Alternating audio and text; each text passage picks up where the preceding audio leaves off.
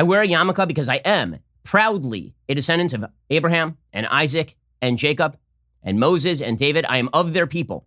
And I'm proud of the fact that Israel is, in fact, an outlying area of Western democracy. And if you have a problem with this, you can right off. I want to begin today with a simple fact. I wear a yarmulke. I've worn a yarmulke since basically I'm old enough to remember. And there are a lot of folks who ask me why I wore a yarmulke or why I didn't take off the yarmulke as I grew in my career. And the answer is because this is who I am and this is what I do. It never occurred to me to take off the yarmulke. And I've seen over the course of the last week or so this increase in anti-Semitic attacks. I know a rabbi who over the weekend explained that he was at a supermarket and a man walked up to him and to his son wearing a Hamas headband and started cursing him, cursing the Jews. And so a lot of people ask why I wear a yarmulke. I don't talk about this frequently. The reason I'm talking about it now is because I think it's really, really important to understand why Jews wear a yarmulke. The reason that Jews wear a yarmulke and make ourselves identifiable, right? Theoretically, we could hide, although historically that has not been a winning strategy for Jews. The reason I wear a yarmulke is for two reasons. One, there's a religious reason. Going all the way back to the Talmud, Jews have worn yarmulkes. They've covered their heads out of submission to God and as a reminder that God is above us at all times. And the second reason is because, no, I'm not going anywhere. And anybody who has a problem with it can write off. Okay, the simple fact of the matter is that I believe in the promises that were made by God in the Bible. I believe in those promises. I believe Isaiah, when he says, Isaiah 8:10, Utsu etzav v'sufar dabru dava v'lo yakum ki imanu kel. I believe that when Isaiah says, plan your plan, speak your words, it will come to nothing, for God is with us. I believe that because I believe in biblical values. I believe in the first book of Samuel, where Samuel says, Netzach Yisrael lo yishaker, and the eternal of Israel, the eternal God of Israel, is no lie. And that means the eternity of the Bible and biblical values, those are no lie either. I wear a yarmulke because I am proudly a descendant of Abraham and Isaac and Jacob and Moses and David. I am of their people. I am of their ideals and of their values. And if you have a problem with it, not only do you have a problem with Jews, you have a problem with the entire Judeo-Christian line of values. I wear this yarmulke because I am proud of that identity. And you know what? I'm proud that the state of Israel exists as well. I am proud that there is a state of Israel, a state that is a repository for Jewish values. I am proud that there are Jews out there carrying guns in defense of Jews because for thousands of years that was not the case. I am proud, as all civilized Western people should be, that there is a state in the Middle East that stands for the reality, not only of strong Jews, but stands for a democratic truth, stands for a democratic state. And you've heard that Israel is some sort of apartheid state. Let me give you a quick stat, okay? Here is the number of Jews in Israel right now, 1.9 million Arabs in the Jewish state of Israel. Okay, there are 9 million people total in the state of Israel, 1.9 million Arabs. You know how many Jews there are in all of these so-called non-apartheid states surrounding Israel? There are a grand total of 10 Jews in Egypt, population 100 million. There are 0 Jews in Jordan, population 10 million. 0 Jews in Saudi Arabia, population 34 million. 100 Jews in Lebanon, population 7 million. 0 Jews in Syria, population 17 million. 4 Jews in Iraq, population 39 million. 8,300 Jews in Iran, population 83 million. How many Jews are there living under the wonderful auspices of the Palestinian Authority? Population 2.7 million. 0. How many are living under the tender mercies of the terrorist group Hamas in the Gaza Strip? 0. There are 2 million people who live under Hamas.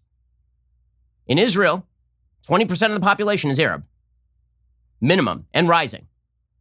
And that is because Israel is tolerant and Israel is democratic. And I am proud of that as a Westerner. I am proud of the fact that Israel is humane.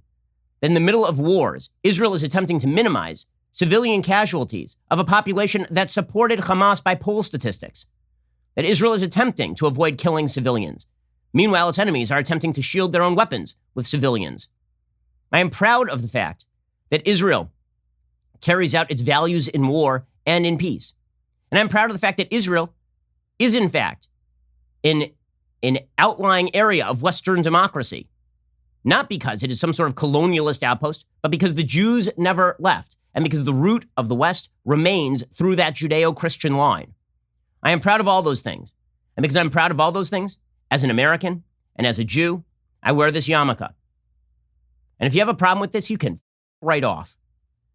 And I mean that to all the Semites, the anti-Semites who are out there, all the anti-Semites who want to suggest that Jews everywhere should be living in fear of wearing a yarmulke or speaking their values, which happen to be correct values. Everyone out there who suggests that if you support Israel, you deserve to be treated as a second-class citizen, or that Israel itself ought to be treated as a second-class country. I wear the yarmulke because I stand against all of that. And I know that there are tons of people who are not Jewish who believe the same things that I do. And I'm so grateful for that. I get your notes. I get your letters of support. I get that the vast majority of Americans understand the truth, not only with regard to the Israel-Arab conflict, which of course is a foreign conflict, but also they understand the underlying truth about the nature of Jews living in the United States and the reality of Jewish values. And I say all of this to say that if people fail to recognize these basic truths, that Judeo-Christian values undergird American values and Western values and the liberties that we all enjoy, if people fail to recognize the basic decency of one state attempting to minimize civilian casualties while another terrorist group attempts to wipe every Jew it can off the planet, that if people fail to recognize this, and if they in fact forward this agenda, and if they cheer that agenda, they are complicit in the anti-Semitic attacks that we have seen over the course of these weekends. I'm not saying they're responsible for those attacks unless they openly call for them, because I have a very strict standard when it comes to quote-unquote incitement. But you have raised the temperature. You have made it more comfortable. And that is what I am seeing. Okay, I have close relatives who live in New Jersey. Jews in New Jersey were told over the course of this weekend that they were supposed to stay in their homes over Sabbath. That is un-American.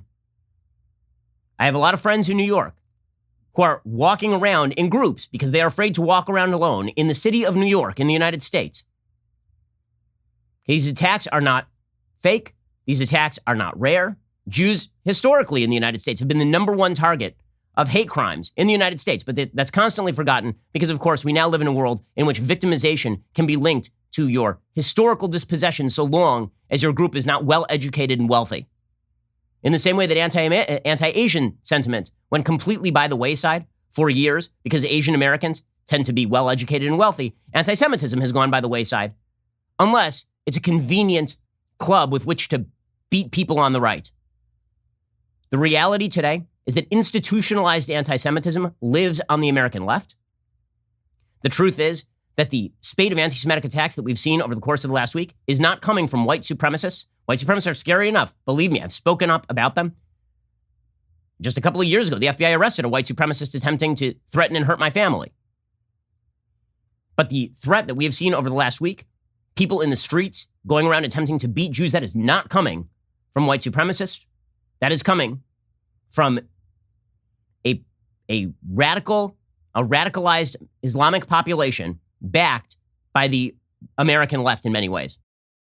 I know what you're thinking. It's time to binge some more Ben Shapiro videos. Well, you are right. You should. But first, like and subscribe. Perfect. I'll see you in the next video.